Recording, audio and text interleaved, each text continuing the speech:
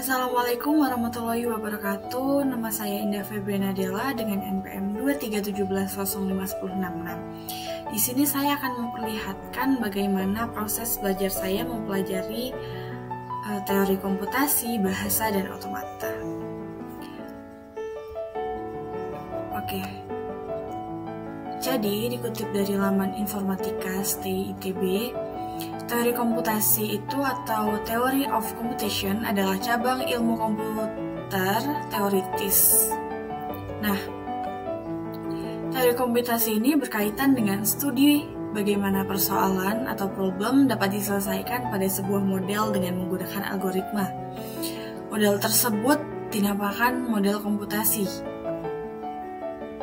Nah, teori komputasi dibagi menjadi 3 ranting, yaitu teori otomata, teori komputabilitas, dan teori kompleksitas.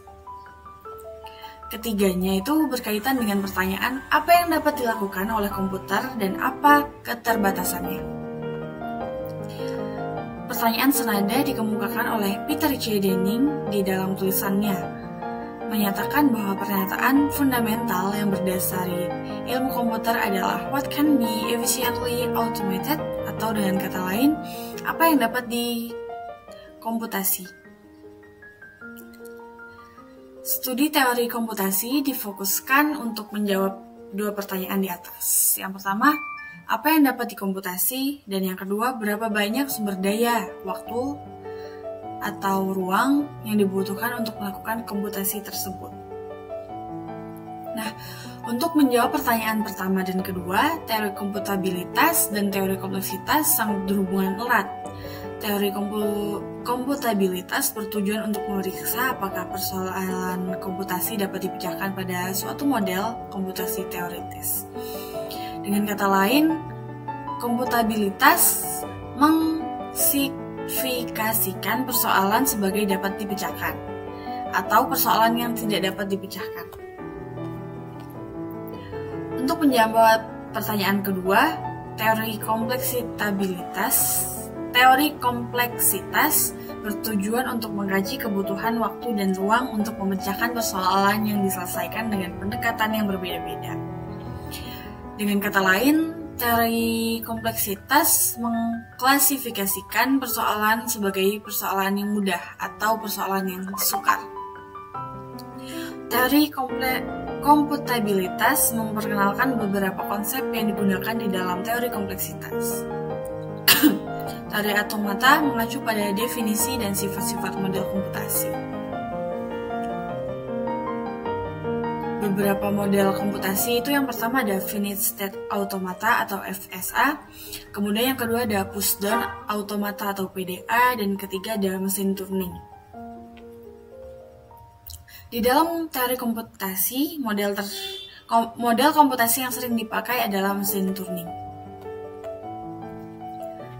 Nah, tujuan utamanya itu mengklasifikasikan masalah berdasarkan tingkat kesulitannya. Yang kedua itu mengidentifikasi batasan mesin komputasi, dan yang ketiga memberikan dasar teoritis untuk analisis algoritma.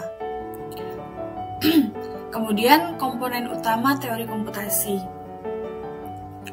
Yang pertama, model utama yaitu mesin Turing dan masalah yang dapat dihitung atau decidable problems, masalah yang memiliki algoritma yang selalu memberikan solusi, dan masalah yang tidak dapat dihitung, masalah seperti halting problem, yaitu menentukan apakah satu program akan berhenti atau berjalan tanpa henti. Kemudian kompleksitas komputasi, klasifikasi masalah. Yang pertama itu polynomial time, masalah yang dapat diselesaikan dalam waktu polinomial. Kemudian non-deterministic polynomial time, atau masalah yang solusinya dapat diverifikasi dalam waktu polinomial. Kemudian NP-complete, masalah dalam NP yang paling sulit. NP-hard, masalah yang lebih sulit atau setara dengan NP-complete. Model mesin Turing, lambda calculus, kemudian finite automata. Lalu teori bahasa formal. Teori bahasa formal membahas struktur matematis yang digunakan untuk mempresentasikan dan memanipulasi bahasa dan dalam ilmu komputer. Definisi penting, yang pertama itu alfabet, himpunan simbol misalkan A, B. Kemudian string, urutan simbol dari alfabet, misalnya A, B, B, A. Bahasa yaitu himpunan string yang dibangun dari alfabet, misalkan A pangkat N, B pangkat N lebih dari sama dengan 0. Klasifikasi bahasa, hierarki Chomsky. Bahasa formal dikualifikasikan berdasarkan kompleksitasnya. Yang pertama, bahasa reguler. Bahasa yang paling sederhana dapat dikenali oleh finite automata. Contoh, A pangkat N lebih dari 0. N lebih dari sama dengan 0. Himpunan string yang hanya terdiri dari huruf A.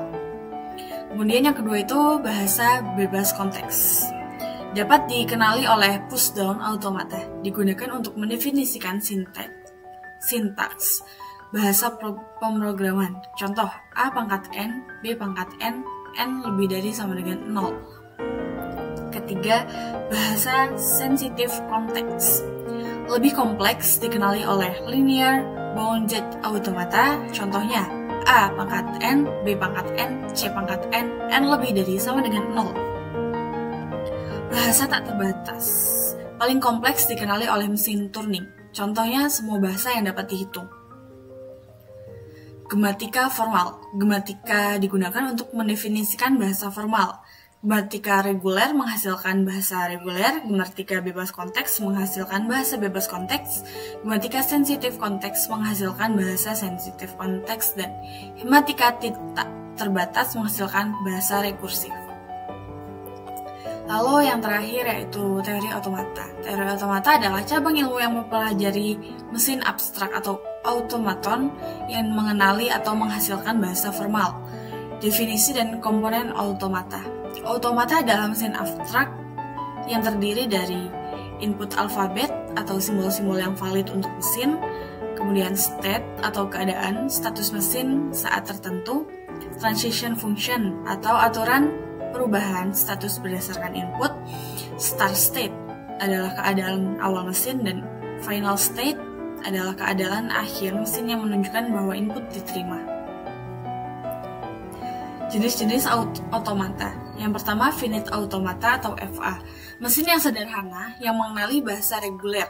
Jenisnya yaitu deterministic finite automata atau DFA dan non-deterministic finite automata atau NFA. Kemudian pushdown automata atau PDA menggunakan stack untuk menyimpan informasi, digunakan untuk mengenali bahasa bebas konteks. C. Linear bounded automata atau LBA. Mesin dengan memori terbatas digunakan untuk mengenali bahasa sensitif sampai konteks. Kemudian Turing machine, mesin paling kuat, dapat membaca, menulis, dan memanipulasi data pada tipe tanpa batas. Digunakan untuk mengenali bahasa yang tak terbatas. Di sini ada tabel perbandingan automata dan bahasa. Di sini ada jenis automata, bahasa yang dikenali, dan kekuatan. Mungkin sekian penjelasan dari proses belajar saya akhiri. Wassalamualaikum warahmatullahi wabarakatuh. Terima kasih.